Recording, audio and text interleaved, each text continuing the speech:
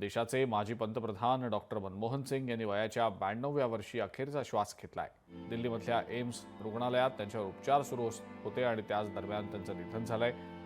मनमोहन सिंग यांच्या जाण्यानं राजकीय वर्तुळात कधीही भरून न निघणारी पोकळी आता निर्माण झालेली आहे। पंतप्रधान नरेंद्र मोदींनी ट्विट करत शोक व्यक्त केलाय।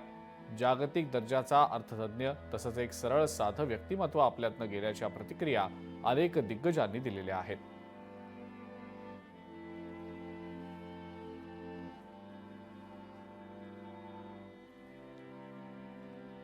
उपमुख्यमंत्री एकनाथ शिंदे यांनी सुद्धा शोक व्यक्त करणारे ट्विट केलेलं आहे। पाहूया आपण ते ट्विट नेमकं काय। देशाचे माजी पंतप्रधान डॉक्टर मनमोहन सिंग यांच्या निधनाची बातमी अतीव दुःखदायक आहे।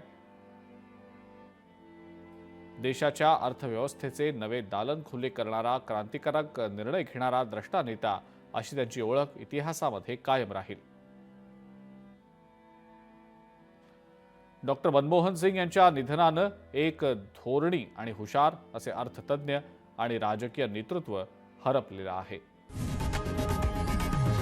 लोकशाही मराठी ऐका, पहा, जागरूक रहा।